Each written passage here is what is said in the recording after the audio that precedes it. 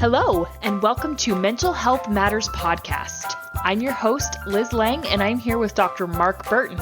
In this podcast, we will talk about all things mental health. Thank you so much for joining us.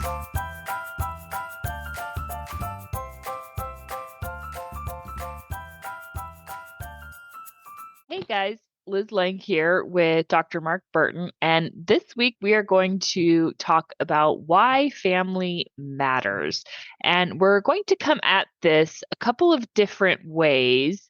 I think our main theme for the day, or I guess our main theme for this episode, is probably going to be connection, because I think that's really why family does matter. So if we think about, childhood and kind of the beginning of life, that's when family genuinely does matter. Because children obviously need adults to take care of them. And, so in a perfect world, everybody would be raised by their parents from birth, right? So the parents who have had them since birth, whether, through adoption or what have you, the two parents that have had them from birth, that's who would raise them into adulthood in a perfect world. But we don't live in a perfect world. And I think that there are many wonderful and valiant people who step up and raise children like they are their own. But, no matter what phase of life you're in, I think that it's important to be connected and to have family. And so we're going to talk about that. And so I want to start by defining family. Like, what is family, right? That's a hard thing to do, I think. It can be, yeah. There's so many variations on what a family is. And for me, I think that in some ways it's how you define it as a person in your family, in whatever family unit you have, and whatever the configuration is. If you define that as a family, then I think it is. How do you see it? So I see family kind of in three different ways. I see family of origin, right? So the family that you're born into, the family that you're raised in. And for some people that can be very complicated, especially if you grew up in the foster system. Then that has to be, you may feel like you don't have a family of origin. And I want to acknowledge that that's complicated and that's really tough. So I still feel connected to my family of origin, right? And because I still feel very close with my parents and I have a good relationship with them. And then there's my family of creation. And that is my main priority, right? Like that is my main focus in life, is my family of creation. And so, Curtis and my children. And then I feel like there's also family that you choose, right? So which is, I've got a friend who I've known. We were roommates in college and we're still very, very close to this day. And we have a very deep connection.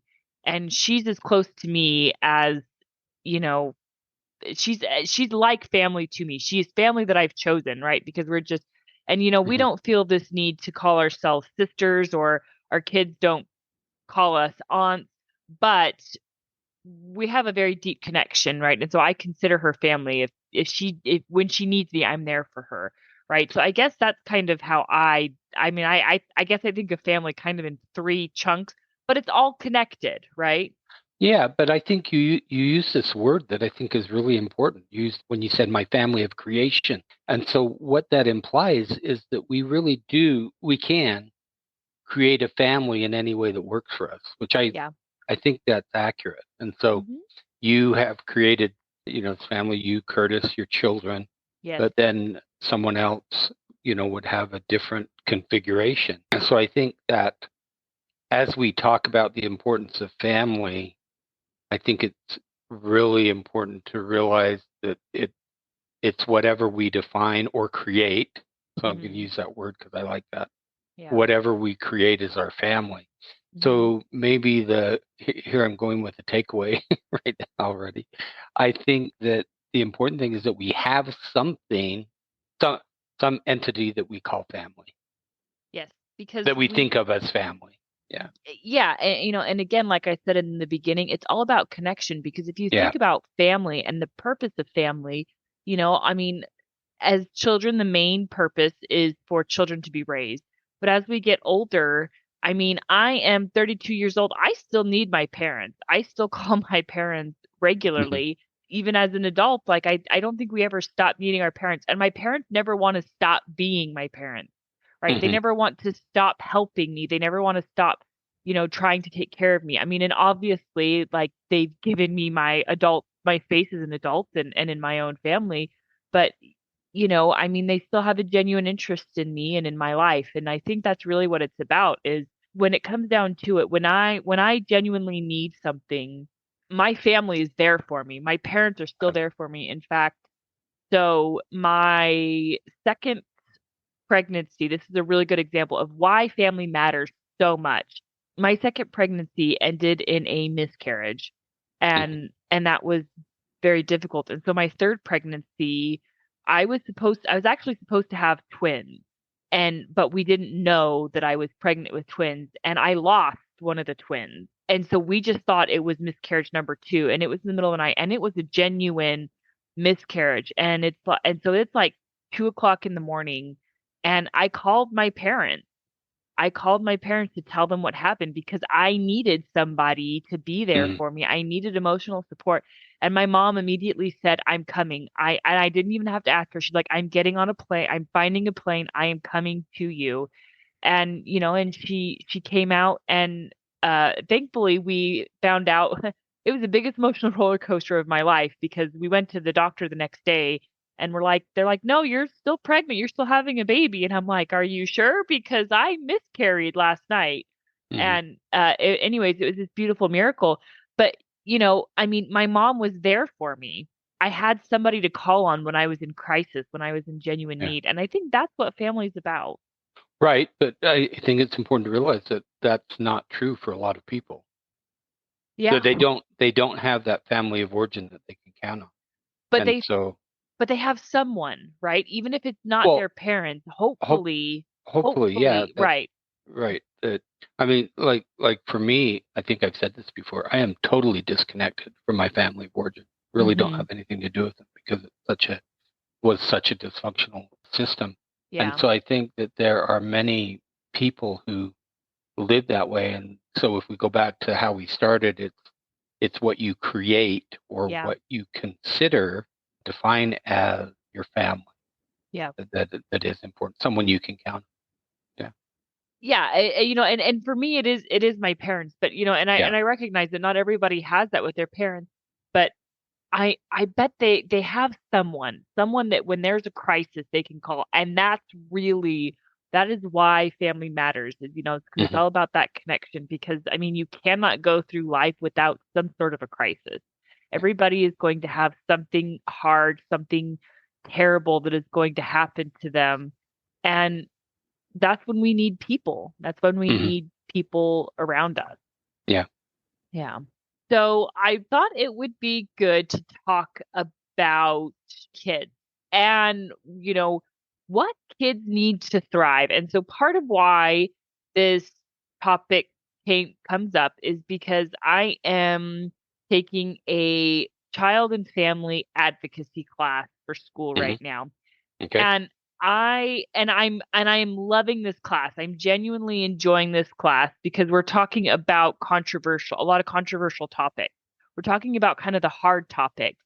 And we're talking about the topics that don't necessarily fit in with our religion, because I am taking this class through a through my church. So I'm doing BYU Idaho online, and I genuinely love that, and I'm genuinely enjoying it, and I'm enjoying taking these classes.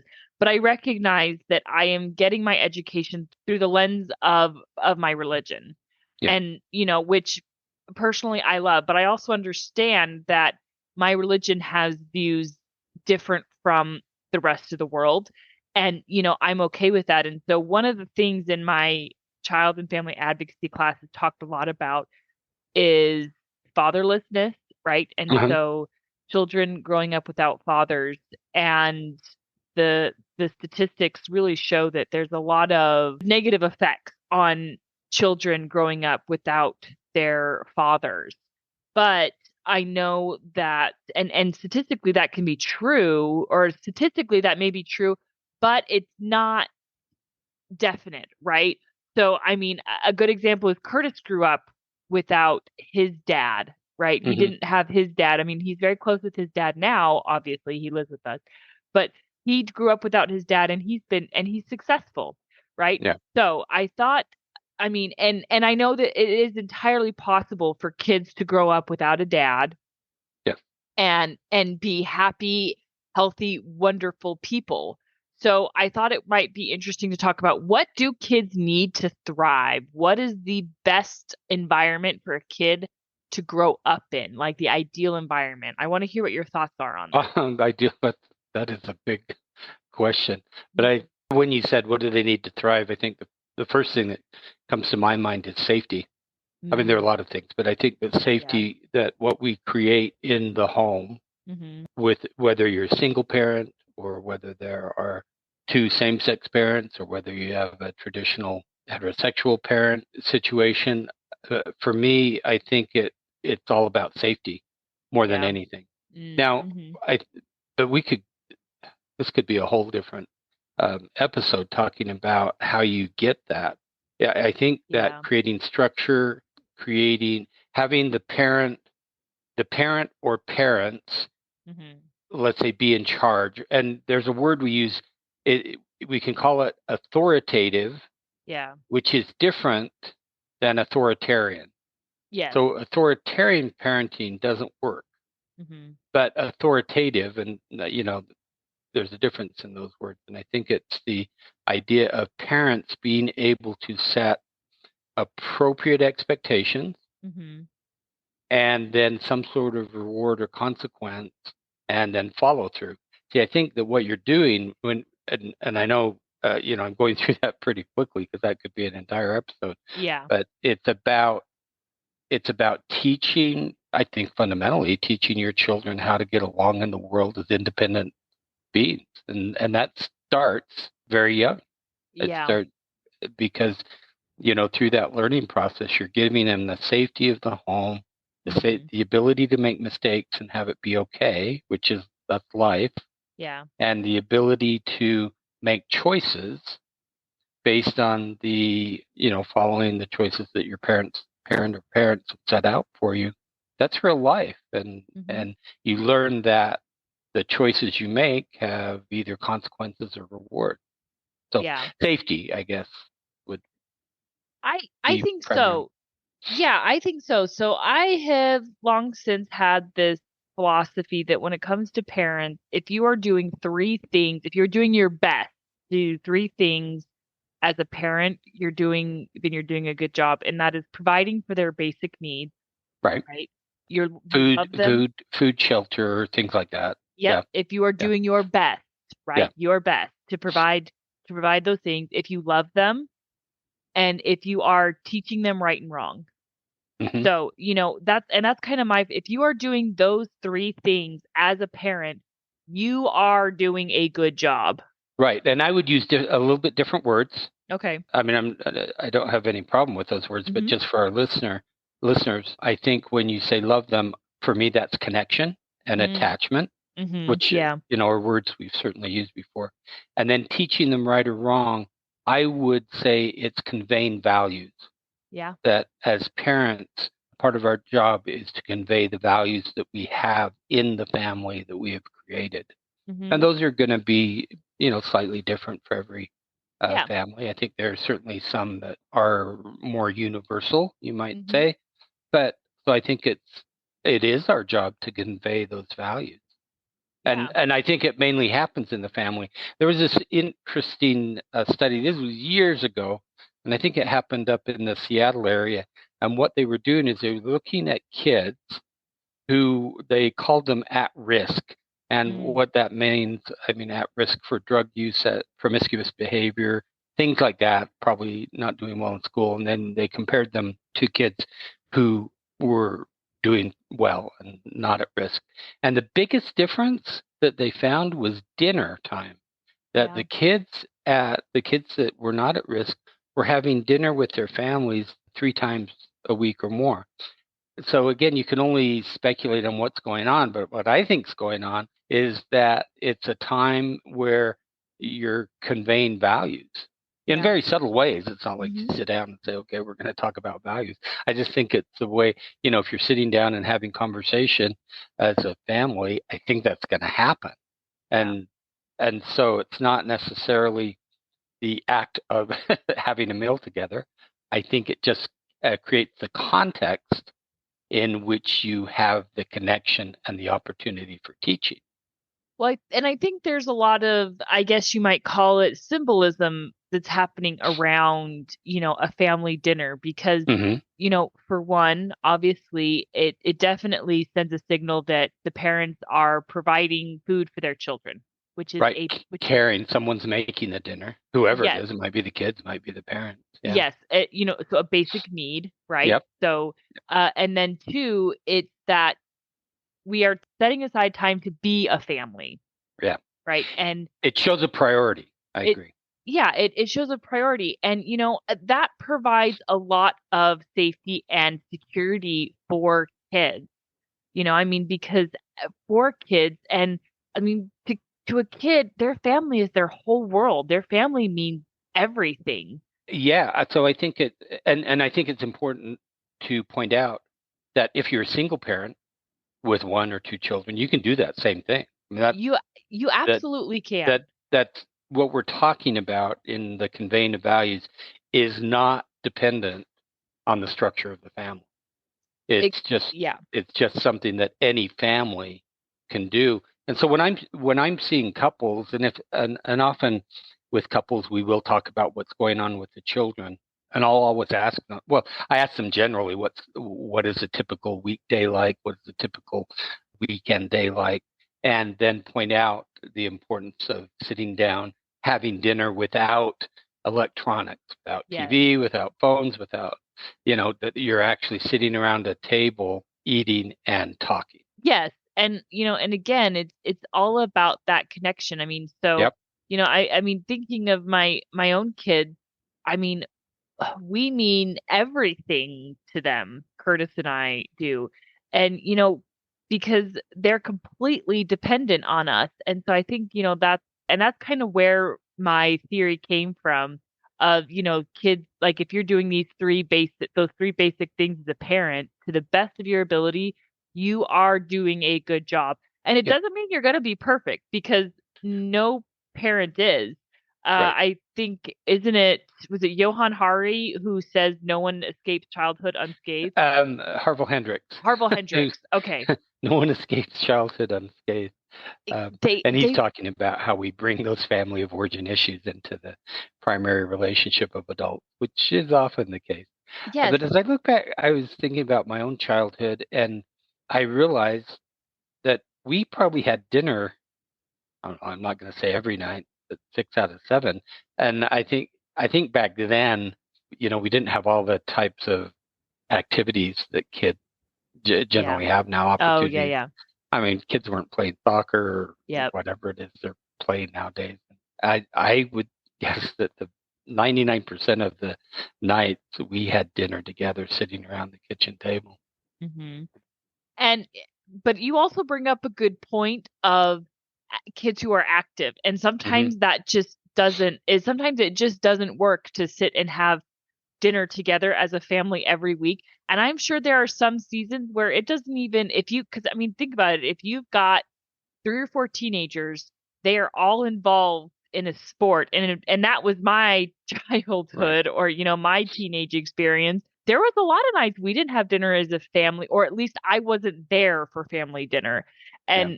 But we all still ate, Yeah. right? Like we all Right.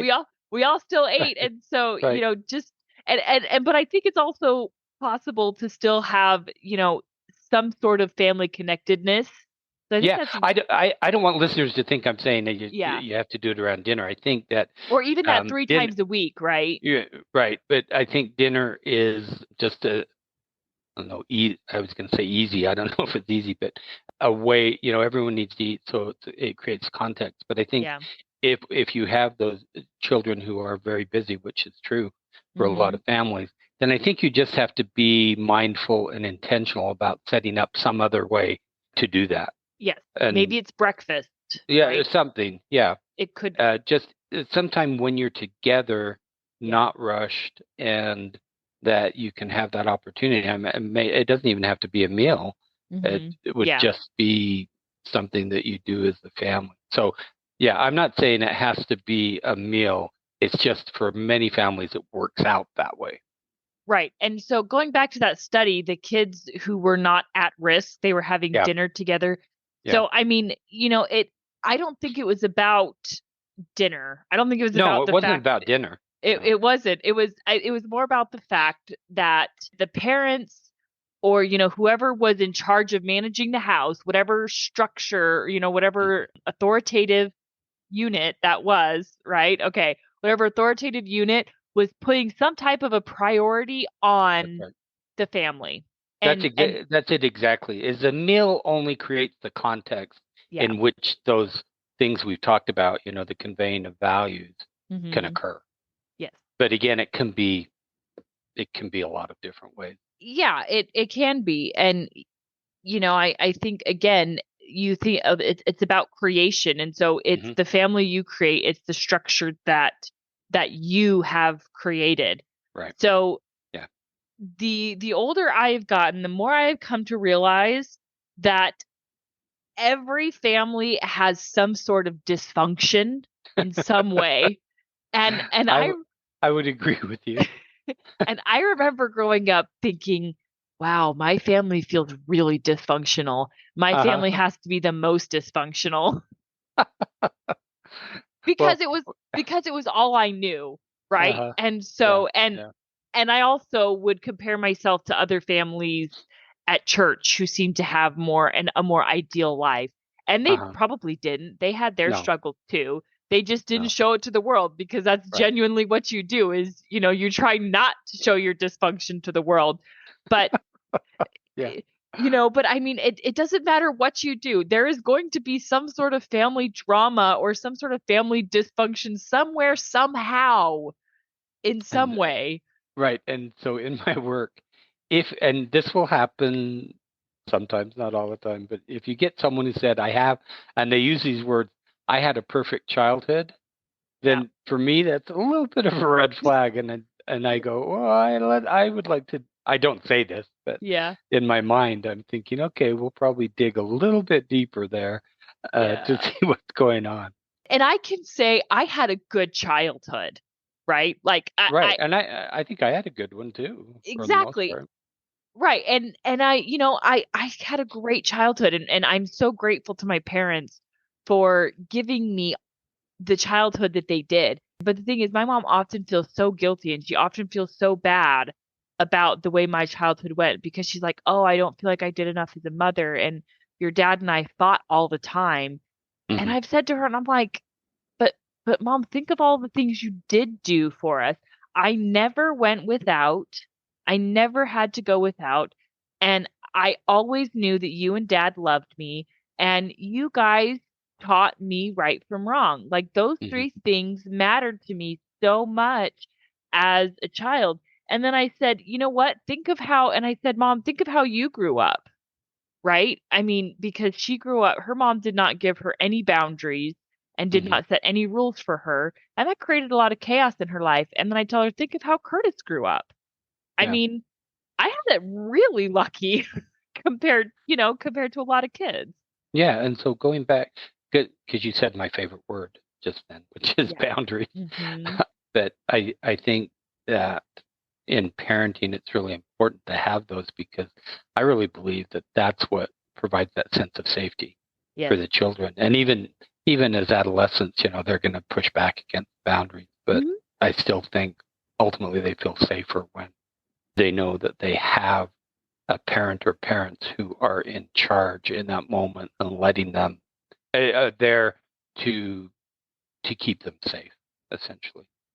Yes. And oh boy, do I remember pushing against the boundaries as a Hmm. teenager. Hmm. But see, that's part of the individuation, right? It And is. so, Yes. as parents, that's going to happen for everybody because it's a natural trait. When Yeah. I don't know, it may start earlier nowadays, but, we used to think of it 15, 16, 17, 18, that you're really starting to, well, your task is to Yeah. figure out a way to individuate. And Yeah. so a lot of that is pushing against the boundaries. Yeah. Yep. So I want to acknowledge that some families have more dysfunction than others, Yeah, that's true. right? And, and sometimes that requires more boundaries, right? Hmm. I mean, and so Yeah. obviously my parents and I have boundaries, right? But we still have a pretty, I mean, our boundaries are easy, right? It's very easy, or I guess my parents kind of set, I guess you might call it natural boundaries, right? Like Hmm. they respect my decisions as an adult. They give me space to be my own person. But I don't feel like I have to say, oh, mom, dad, I need you not to do that, right? Hmm. I haven't had to set boundaries with them. Does that make sense? Yeah, but some families, some people do have that, and Exactly. that's often Yeah. what we work on Yes. in my office, either with individuals or with couples, is because there's this thought for a lot of people that you always have to be, I don't know what word to use, loyal, or just take whatever it is your parents dish out to you. And I don't think that's true. I Yeah. think No. that, as you said earlier, kind of at the start, that your priority is what you called your family of creation. Yes. And so this isn't true for you, but sometimes in quite a few families, there's a conflict between the family, your family of creation, what's best for that unit, Hmm. and then the impact of the family of origin. And Yeah. often the impact of the family of origin is negative for a lot of Hmm. people. And I think Right. it's really important to be able to set boundaries with your family of origin because your priority, I really believe that too, is that our priority should be our family of creation, It, not it our family of origin. yes, it really should be. And that's part of why my relationship with my parents works so well is Hmm. because, they completely understand that, and they support that. They understand and they support that I prioritize Curtis and our children over Yeah. them, Yeah. and they expect that and they support that. And so, but I also work very hard to include them. So Hmm. one of my favorite sayings is parents belong very much in your life. They do not belong in your marriage. Yeah. Well, that's true. But for a lot of families that I see, the family of origin believes they should be the priority, and I'm talking about the grand Yeah. or the parents or the grandparents ought to be the priority, and so you do have to set boundaries, and that's hard for a lot of Yeah. people to set boundaries with their parents. But what I try and help them see, and I really believe this, is that if you and we talk about what's an appropriate way to set boundaries a lot, because I think you can still be loving, Hmm. and I don't think you have to be mean to No. set boundaries. You just No. have to be able to be clear on what the boundary is and then Yeah. follow through. And I think that if your parents really love and care about you, then eventually they'll start following the boundary, and that you can actually teach them, if Yeah. there's some skill they need to learn that they haven't got. I think that by setting boundaries, even as the adult child, you can still help your parent learn how to, have better boundaries and be a better parent to an adult child and a better grandparent. Yeah. Yeah. I mean, boundaries make for healthy individuals. Mm-hmm. Right. And healthy relationship. Yes. Boundaries Yes. boundaries make for healthy relationship. Yeah, they really do. So I have a really good example of this. So my parents live in Washington State and I live in Indiana. And that's hard for my mom not being able to see me very often. And if you don't know, we talk on the phone a lot, but I mean, she absolutely cherishes any time she gets with me in person. So this last year, we surprised my dad and I surprised my mom with a visit. So my dad flew me out for my mom's birthday and surprised her. And it was so wonderful. It was so fun. It was so exciting. And she was supposed to have me for an entire week. Well, my son's blood sugar started to drop, and I ended up having to go home early. Yeah. And it was hard for all of us. And, but I mean, I had to go home, right? And my Yeah. parents knew that. Yeah. And, and so kind of, I guess the hard thing is, so when he went to the hospital, he originally, like, it wasn't looking good. We thought, like, okay, this is not good. I need to be home like now. So we changed my flight. We worked everything out for me to go home the next morning. And then we found out the next morning that he was fine, that he was going to be okay. I could have stayed, Yeah. right? But it was too late at that point. It was too late for me. And so, my mom was talking and she's like, I'm really struggling with the fact that you went home. And she's like, and I think she felt torn that because she was upset about it. She was Yeah. upset that I had to do that. And I said, well, Mom, I get it. I mean, I had to choose my son over you. But that doesn't make it not hard. That doesn't make it Right. Right. unfortunate, Right. right? I mean, Yeah. yes, I had to, and we both know that, we both accept that, but that doesn't mean it didn't feel unfair, and that doesn't make it an awful Right. situation. Right. Because people can hold both those things, that Yeah. that you make the right choice, Yeah. and then also people can be unhappy about it and sad Hmm. about it. That I mean, I think that's probably pretty normal in life to have that. Yeah. And so, again, my family of creation is my priority. And Hmm. so, was it terrible to have to leave my parents early and go be with my son? Yes. But it was the only option for me. It was the only Yeah. option that was going to work. Right. So, yeah. So, takeaways again, no matter what your family of origin looks like, if you've had to distance yourself and if you've had to create a lot of boundaries around your family of origin, you still need connection, right? Right. You still need somebody that you can call family, somebody that you can be close to, Hmm. and those are friends that we choose to call family. Yeah. And remember that book that is by Johann Hari called or Lost Connections. Uh-huh. That's one of those 9 things that he talks about, that in our culture, it's one of those things that a lot of people have lost, that Yeah. extended connection. And so if you think about how hard it is, I think for a lot of families to navigate the difficulties in the world, in our culture, it's really important to have what I'd call that extended family, or Mm, whether it's your actual, say, family of origin, or whether it's an extended family that you have created. And so years ago, many years ago, my dissertation was on qualities of long-term gay male relationships, mhm. and I went around, Portland, Oregon, San Francisco, Santa Fe, and Salt Lake City were the cities where I went. And I do remember that for many of those gay couples, they had to create their own family, and it was really important. And it was really kind of wonderful to see how they did it. And often it was with friends, and they even, for a lot of them, they still had children, and so they created this extended family of older people that acted as grandparents Yeah. to the children. And so one of the takeaways for our episode that I really want to emphasize is that we can create that family unit. And it's an extension. I don't know why I thought about this. It's an extension of the tribe. I Yeah. mean, so 10,000 years ago, everybody, people lived in a tribe, and that was the family unit, and it was about safety and and Mhm. conveying the values. It was all the things that we talked about. Yeah. And so, as we have evolved, we don't necessarily live in tribes anymore. Although I think that there are a lot of things like religion, I think serves Mhm. as a type of tribe. Yes. Yeah. And so, it just looks a little different. You're getting together with people of like values.